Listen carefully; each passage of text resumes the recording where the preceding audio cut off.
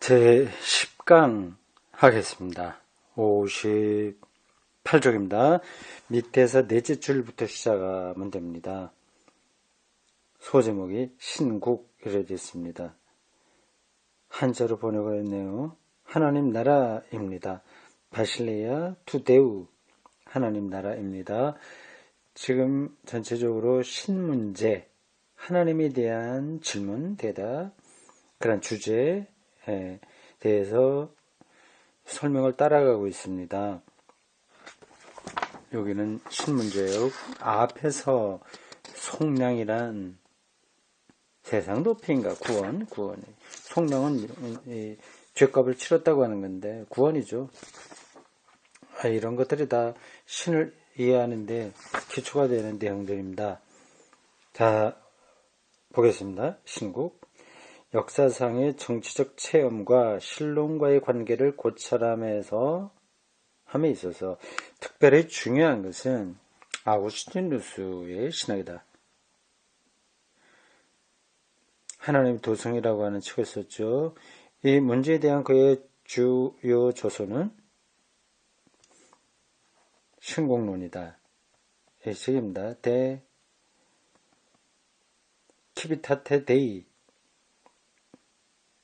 하나님 나라 키비타테 데이 하나님의 나라 라틴입니다. 아우구스티누스는 로마의 멸망과 더불어 그리스도인이 겪은 문제점과 적어도 15년간 실험을 했다. 로마의 멸망과 더불어 여기서 로마가 그 당시에 멸망했나요? 조금 더 지속됐을 것 같은데 이게 어떤 뜻으로 사용된 건지 모르겠습니다. 서로마의 주도권이 옛날 같지 않다. 그 얘기인가요? 로마 정치사를 제가 지금 딱 꿰뚫기가 힘드네요. 콘스탄티누스가 4세기 초에 콘스탄티노플 그 도시에 동로마의 거점을 삼지 않았습니까? 어거스틴은 그 후대 사람이라서 그러한 상황, 그러니까 서로마, 원래 로마, 거기보다도 콘스탄티노플, 이 동로마가 더 발전함으로써 서로마의 영향력이 옛날같이 못하게 되었다고 하는 것을 가리키는 것으로 보입니다. 15년간 실험했다. 그는 로마가 완전히 멸망하고 말 것인지 어떤지를 알지 못했다. 만일 멸망한다면 세계 내에서는 이에 대신할 만한 새로운 질서가 없다고 보았다. 그 당시로서는 그렇게 생각할 수밖에 없겠죠. 참 까마득한 옛날입니다.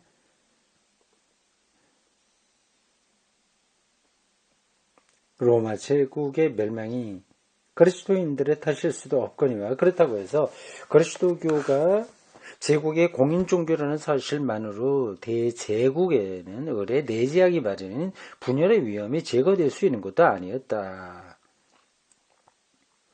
아우구스티누스는 제국의 분열로 인하여 일어나는 불가피한 의로운 전쟁이라는 것을 음울한 역설로 비평했다.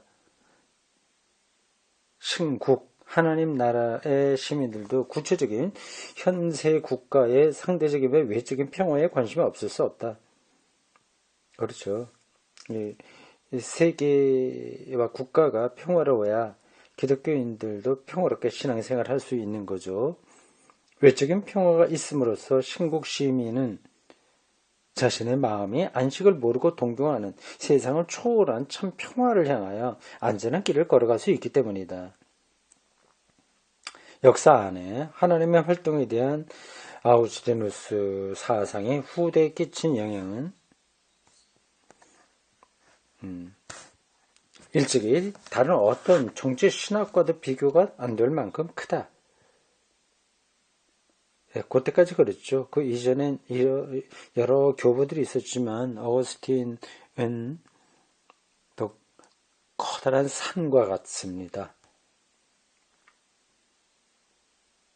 그러나 곡해와 오해도 실로 많다. 그 당시 세계에 대한 이해가 한계가 있으니까 어쩔 수 없습니다. 그 이유는 주로 그 신학이 당시에 구체적인 현실과 밀접한 관계에 있었다는 것을 잊어버리는 데서 기인한다. 그걸 오스틴 그 책을 오해하는 것은 그 당시 현실적인 문제를 갖고 신학적으로 고민했다는 것을 놓치게 된 데 있는 겁니다. 아우슈티누스가 전개한 사상의 근본 의도는 로마의 멸망을 하나님의 행동에 비추어 설명하고 비그리스도교적인 정치 신학이라는 비난을 예방하자는 것이었다. 그는 선악의 행동과 불행의 현실에 관련하여 하나님의 활동을 현세적인 인과관계에 의하여 해석하는 것에 관해서는 극히 조심스러운 태도를 취했다. 그의 대답은 그가 살던 당시의 정신 환경과 항상 밀접한 관계가 있다. 아우슈티누스의 정신 세계에 있어서는 말세에 관한 성서의 전통과 로마인의 국가관과 그리고 인간이 추구해야 할 선이라는 신플라톤 철학의 가치 질서가 서로 마주치고 있다. 그는 하나님 나라와 현세의 국가, 근본적 이상과 현실적, 정치적 현실을 엄밀히 구분한다. 그래야 되지 않겠습니까? 마틴 루터도 이런 쪽입니다.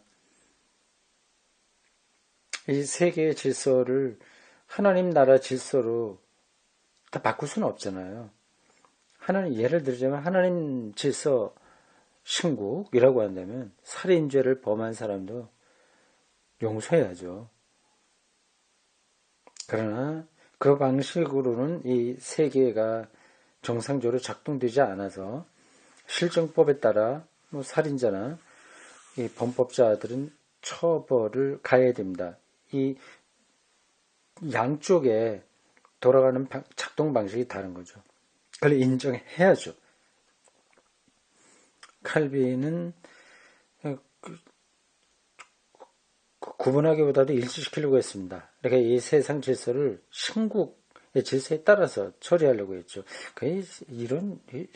이론적으로는 어떨지 모르지만 실질적으로 가능하기 힘들 겁니다. 제네바에서 그런 거를 칼빈이 시도했습니다. 실패했죠. 그러나 다음 시대의 아구스티누스적 정치 이론은 이 점을 저는 무시하게 되었다. 그 의도는 아구스티누스의 구상이 지닌 중대한 결함을 보충하고 나아가 그의 사상을 완성하여 현실 세계의 정치 활동을 위한 일반적인 지침으로 삼아보자는 것이었다. 그러나 이런 시도는 결과적으로 아우구스티누스의 신학을 그 자신이 체험하고 저술한 정치적 현실과의 구체적인 연관관계에서 유리시키고 말았다. 어떤 텍스트 책이나 논술이나 어떤 텍스트를 그게 기록되던 시대의 상황과 딱 분리시켜서 보면 오해될 수 있는 개연성이 높습니다. 근데 성경도 그렇습니다. 어거스틴의 이 책에 대한 오해가 그런 데서 나왔다는 거네요. 그래서 아우구스티누스의 다음 시대에는 한편으로는 그의 사상에 호소하여 특수한 시대적 요청에 대응하고자 하면서도 또 다른 한편으로 그의 시대와는 다른 새로운 상황을 무시해버리는 그런 형태의 신론이 발생하게 되었다.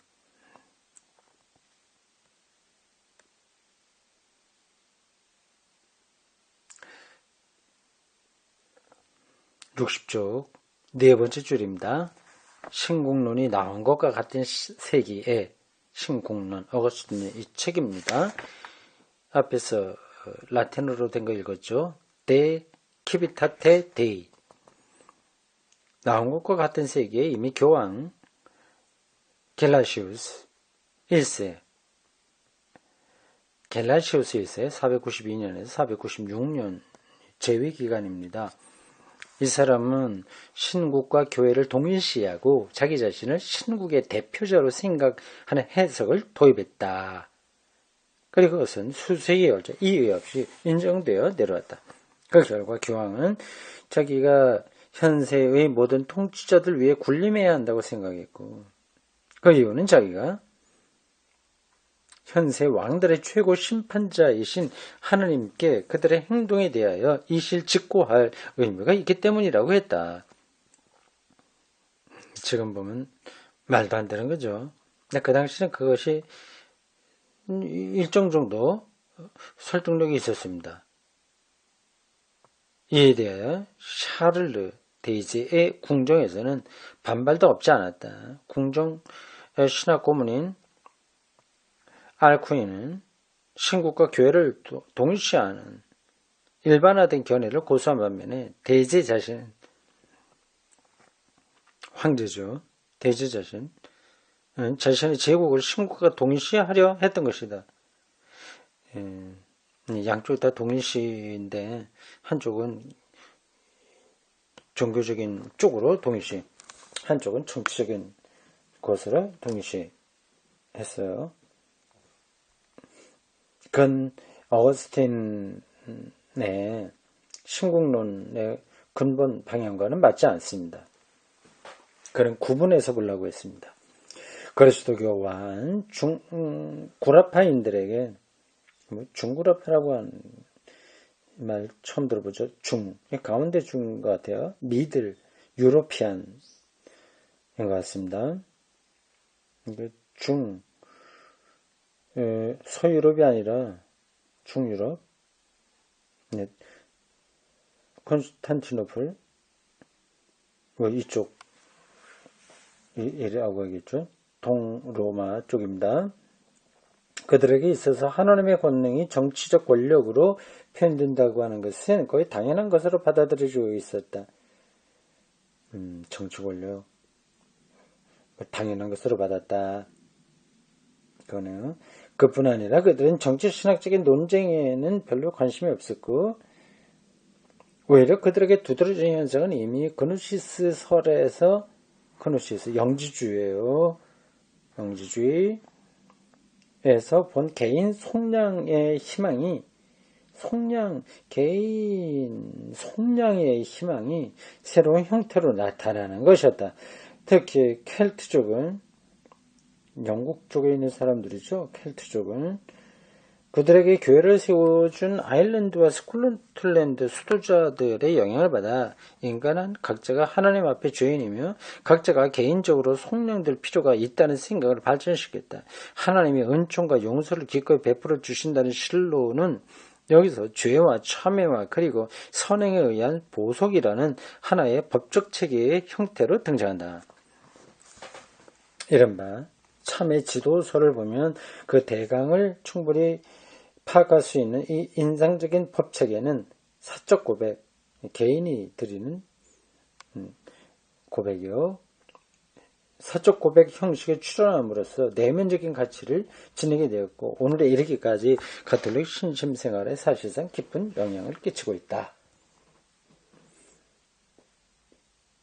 그 다음 이 체계를 신학적으로 가장 훌륭하게 정당한 이는 캔터베리의, 영국이에요. 캔터베리의 수도자이며 주교인 안셀무스로서, 유명한 신학자입니다. 1033년이나 34년에서부터 1109년까지 살았던 사람입니다. 몇 살입니까, 그러면? 한 75, 6세까지 살았네요. 그 당시로서는 장수한 사람입니다. 안셀무스로서 그리스도께서 고난과 죽음을 통하여 우리의 죄를 대신 보상했다는 가르침을 전개했다. 보상설까지 안셀무스에 벌써 안셀름 얘기하기도 합니다. 그 이름이 왜 어떤 쪽에서는 안셀름이라고 하고 또 어떤 때 안셀무스라고 하냐. 어거스틴도 마찬가지예요. 어거스틴이라고도 부르고 아우구스티누스라고도 부르지 않습니까? 안셀름 하면 영어식 발음이에요. 안셀무스, 이건 라틴어 발음이고요.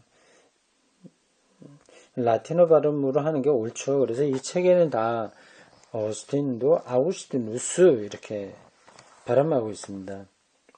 이 안셀름, 보통 그렇게 부르는데 라틴어로 이름이 안셀무스예요. 여기에서 보상설까지 나가게 됐습니다. 속량을 동경하는 인간은, 속량이요. 노예가 자유로워지기 위해서 값을 치러야 되는 이 상태를 가리킵니다. 그래서 우리가 구원받는 게 값을 치러서 된다는 것으로 표현된 거죠. 이게 그 당시 뭐 정치 사회적인 용어를 기독교에서 신학적으로 받아들인 겁니다. 그러니까 이게 그렇게 신학적인 용어는 아니죠. 출발이 다른다. 속량을 동경하는 인간은 의를 요구하는 하나님을 만난다. 의. 그러나 이 요구 앞에서 인간은 자신의 좌절을 경험한다. 그래서 하나님이 친히 인간으로 하여금 자기 자신에 대한 지나친 요구를 버리고 하나님의 대리자인 그리스도께 눈을 돌릴 수 있게 한다.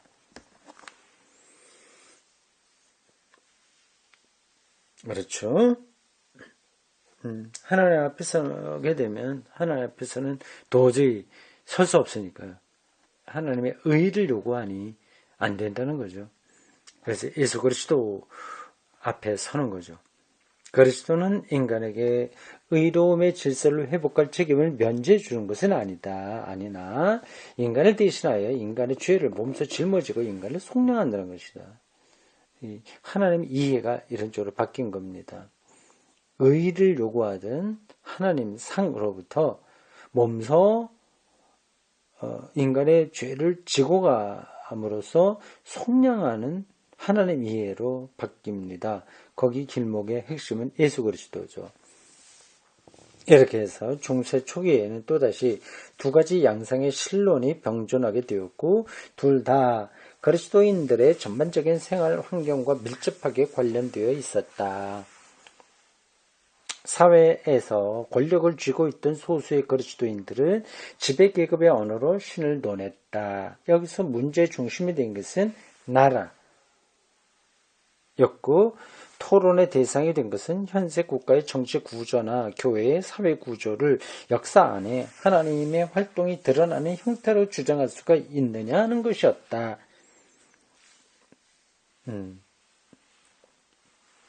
한편 정치 권력이 없는 일반 백성들은 의롭게 살아야 한다는 흔히는 너무 지나친 요구에 직면하고 있었다. 그들은 인간을 속죄하고 인간에게 하나님의 은총을 되찾아주는 그리스도를 바라보면서 각자가 자기 자신의 탓을 의식하고 있었다. 내 탓이요 하는 그 가톨릭의 미사 때 나오는 안에 그 종교 순서가 있지 않습니까? 이제 그게 다 이렇게 연관되는 겁니다. 권력을 가진 자는 이 하나님께서 정치 권력의 방식을 통해서 활동하신다 이렇게 보고 없는 사람들은 걔네 속량을 예수 그리스도를 통해서 얻는다고 보았고 그러기 위해서 자기 탓으로 모든 문제를 돌리게 되었습니다. 중세 세기간 이것도 소제목으로 나온 겁니다.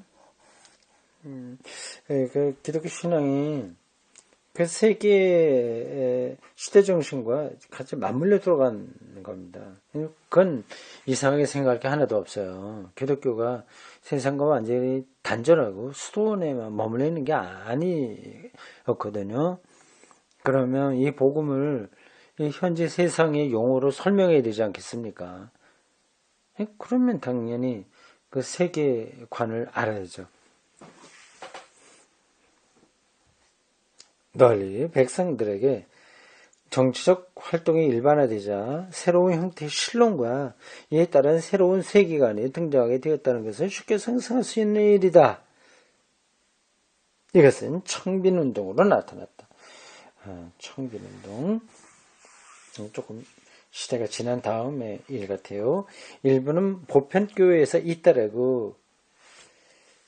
그게 보편교회에서 있다라고. 교회 내에 새로운 질서, 일부는 교회 내에 새로운 질서로 존속했지만 어떻든 이 운동이 생각하고 주장하는 것은 복음이란 세계를 창조하고 변화시키는 그 생활 형태라는 것이었다. 이것은 또 도시 시민계급의 새로운 노력으로도 나타났다. 그뿐만 아니라 스쿨러 학자들의 학술활동으로도 나타났다. 시민계급의 지식욕에 부응하여 대학에서 특별히 두드러지게 나타난 이 운동은 청빈운동이요. 거룩한 가르침,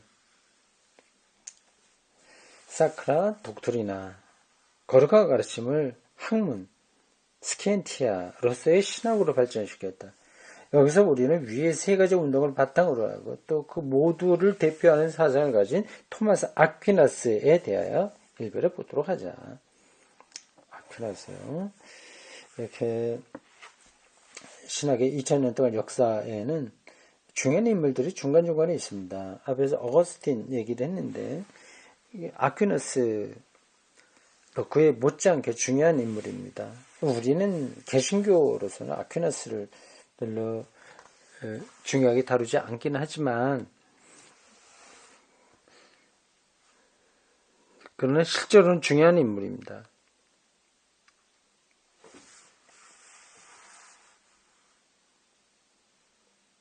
귀족 가문의 집요한 반대에도 굴하지 않고 토마스는 도미니쿠스가 세운 1221년 가난한 서민층의 설교자 수도회에 가입했다.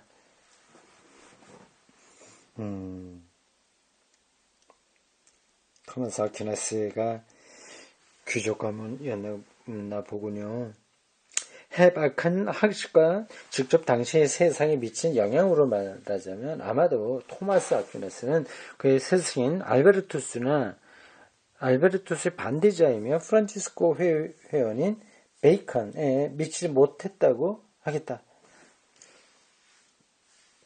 학문적으로는 좀 그렇다.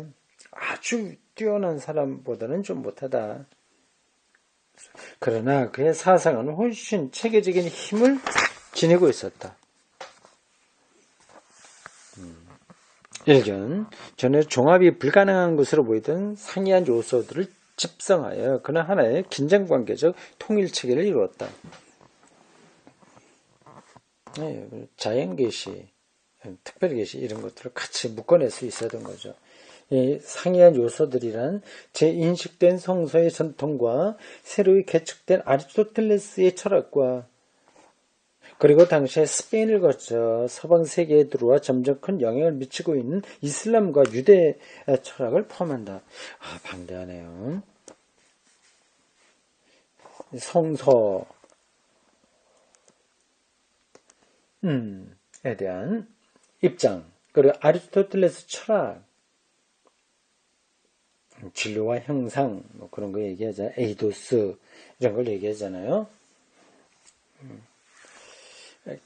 포괄적인 그러한 차원에서 많은 것들을 다 담아내는 방식으로 신학을 전개했다고 하는 점에서 아퀴나스는 그 당시에 다른 아주 대가들보다 지식이 좀 못한다고 하더라도 훨씬 더 영향력 많은 일을 한 거죠. 이들의 긴장관계가 얼마나 컸던가 하는 것은 당시 사정이 말해주고 있다.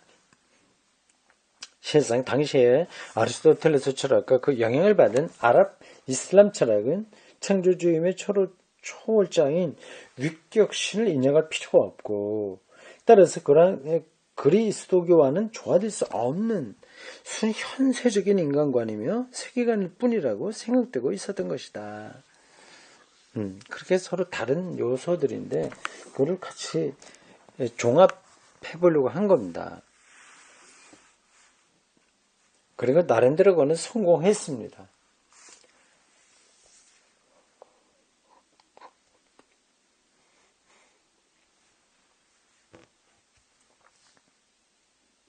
그러나 바로 이 철학의 현세성이야말로 현세성, 이 세상성이죠. 야말로 토마스가 앞으로 진지하게 받아들인 것이다. 그는 그의 신론의 두드러진 특징은 인간론이다.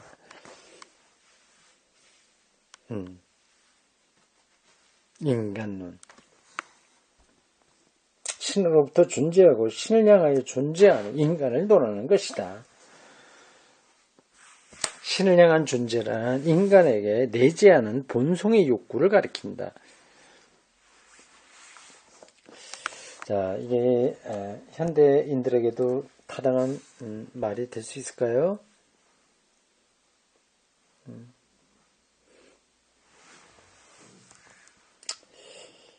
하나님을 향한다는 게 본성적이다. 우리 본성적 욕구다. 우리에게 아주 그 자연적이다. 그런 얘기입니다. 그럼 지금 종교를 갖지 않는 사람들은 어떻게 된 거냐? 그런 이런 본성적인 욕구가 없다는 말이냐? 그런 질문이 가능하겠죠. 이것은 만유의 바탕이 되고 또 항상 가장 깊은 내면에서 직접 모든 존재에 현존하는 존재 자체를 찾고자 하는 욕구다. 그건 맞습니다. 이건 좀 중요한 표현이네요. 제가 밑줄 긋겠습니다. 이것은 만유의 바탕이 되고 항상 깊은 내면, 심층이죠. 내면에서 직접 또는 직접 모든 존재에 현존하는 존재 자체를 찾고자 하는 욕구이다. 존재 자체. 욕구이다. 신의 위대함은 신이 사물에 대하여 고유의 존재와 고유의 활동을 부여하고 있다는 데서 나타난다. 존재. 독일어 자인입니다. 영어 being이에요. 인용한 문장입니다. 피조물의 완전성을 경시한다는 것, 이것은 바로 신의 능력의 완전성을 경시하는 것과 마찬가지다. 그렇게까지 숨마 콘트라 겐틸레스 그렇게 얘기했어요. 이게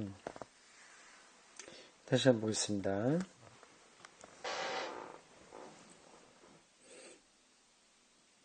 그 위에서부터 다시 보겠습니다. 신의 위대함은 신이 사물에 대하여 고유의 존재와 고유의 활동을 부여하고 있다는 데서 드러난다. 같고요. 피조물의 완전성을 경시한다는 것은 바로 신의 능력의 완전성을 경시하는 것과 마찬가지다. 인간 부족하면 하나님 부족한 것. 인간의 완전성을 경시하는 것. 안 된 잘못이다. 그 뜻이네요. 근데 성경은 인간이 완전하다고 말하지 않잖아요. 오히려 죄의 불완전성을 얘기하는데 어떤 뜻으로 이 사람이 그렇게 얘기하는가요? 숨마 컨트라 겐틸레스 이방인에 대한 공격 그런 게 숨마 이건 총체라는 뜻인데 컨트라 겐틸레스 이방인들을 거부하는 총체 이런 뜻의 책입니다. 거기 이렇게 되고 있어요. 여기서 인간의 자유가 새로운 기초를 얻게 된다. 신은 인용한 부분입니다. 본성적 원인들에 대하여 그 활동의 본성적 성격을 박탈하지 않듯이 의지적 원인들을 움직일 때도 그 행동의 의지적 성격을 박탈하지 않고 내면에서 이를 실현시킨다. 이것은 현재 여기서의 사물에 대하여 자율성을 부인하고 현세를 초월한 세계를 가리키는 상징으로서의 가치만 인정하려는 세계를 탈속화하려고 하는 견해에 대한 공공연한 반항이었다. 철저하게 이 세계를 붙들어내려고 하는 성격이 토마스 아퀴나스 신학에서는 강합니다. 탈속하려고 하는 것에 대한 저항이다. 자세히 보면 토마스에게는 창조와 강생 예수에 오시면 대목을 쓴 사람은 가톨릭 신학자로 보입니다. 아니죠. 우리나라 말 번역이 되는 거니까. 강생 예수의 오심입니다. 창조와 강생을 믿는 성서의 신앙에 근거한 세속화의 시초임이 드러난다. 그렇죠. 토마스 아퀴나스에게서 그런 점이 강하게 나타났네요. 이 세계에 대한 이 긍정이기도 하고 포함하는 것, 종합하려고 하는 강합니다. 그래서 물론 시초에 불과하다. 토마스가 본 세속화 과정의 세계란 아직도 높고 낮은 계층적 상호관계에 의하여 신과 연결되어 있는 존재론적 구조의 테두리 안에 있는 세계인 것이다. 존재론적 구조의 테두리 이렇게 하면 좀 잘 확 와닿지 않죠? 증거를 제가 설명하기는 그렇습니다. 그냥 이해되는 것만큼 하면 됩니다. 존재, 구조, 테두리. 그러나 토마스는 이 고래에 옛날부터 내려온 플라톤적 세계관을 성수의 자극을 받아 변형시키고 아리스토텔레스의 사유 방법을 빌어 해석했다. 토마스의 신학은 그러므로 하나의 전환기 신학이다. 전환기 신학. 신학의 새 출발에는 적합하다고 할 수 없는 낡은 전통의 난삽한 요소들 많이 내포하고 있으면서도 있긴 있으나 그 자체로서는 매우 깊이 성공한 신학이다. 그렇군요. 네, 여기까지입니다.